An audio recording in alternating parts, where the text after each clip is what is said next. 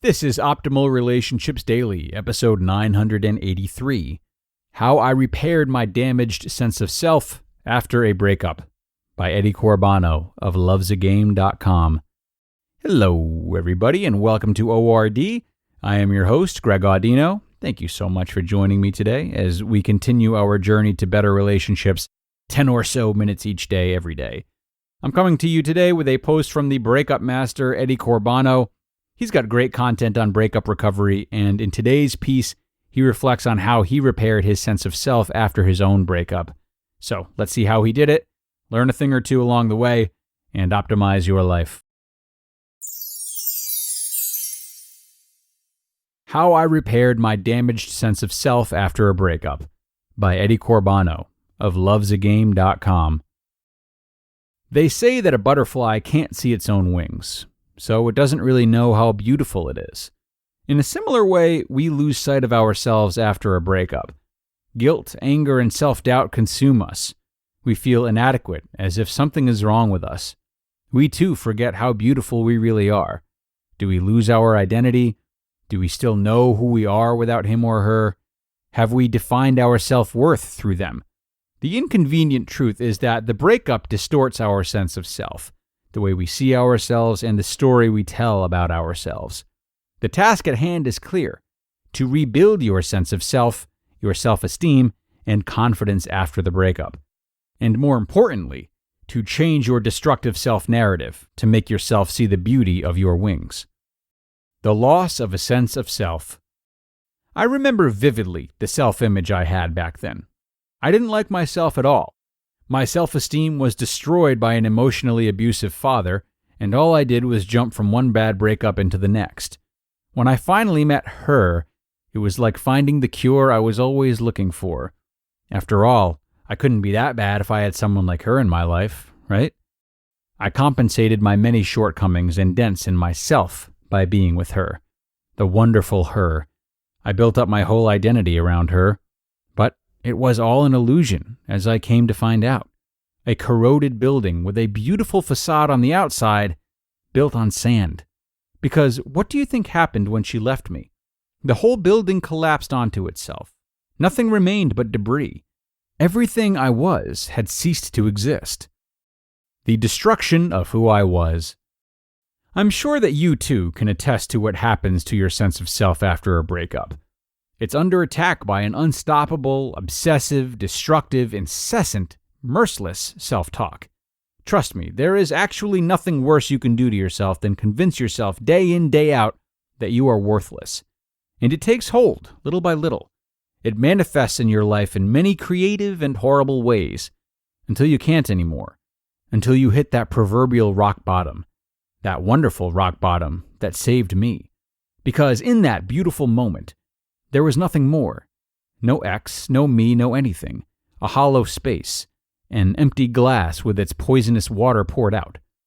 But suddenly, there was an opportunity.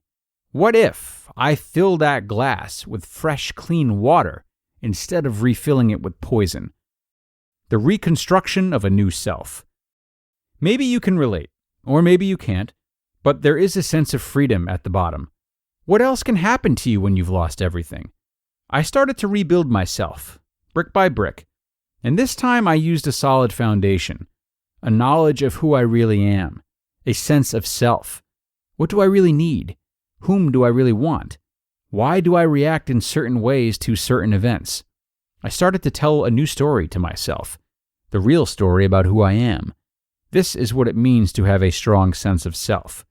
To tell yourself the real, unedited, unabridged, undramatized story of the main character, the star of the story, the person you really are.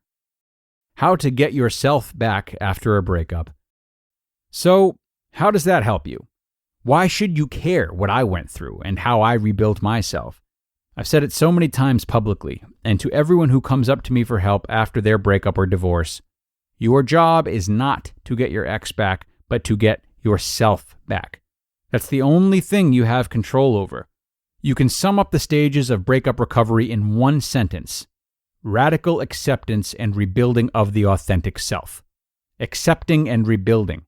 That is your job now. Then, step by step, day by day, you will learn two things: that you can live without them and the person you really are.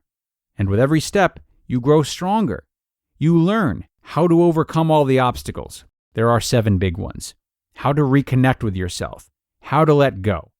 And before you know it, the pain is gone, and you've gained something precious in the process: a new perspective and outlook to an improved self. Suddenly, you start to see your own wings. You know how beautiful you really are, and you can proudly fly again.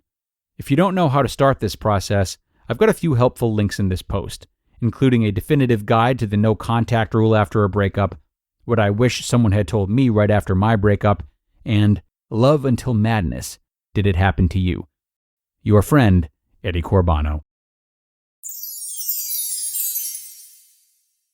You just listened to the post titled, How I Repaired My Damaged Sense of Self After a Breakup by Eddie Corbano of lovesagame.com.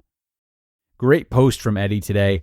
Highly, highly important material for anyone who's going through a breakup, especially if it's a tough one. Though, it might be just as important for those who are happily single and those who are currently in a relationship too. This is because if we can always build a sense of self, there's no need to feel we are without it should we lose anyone or anything.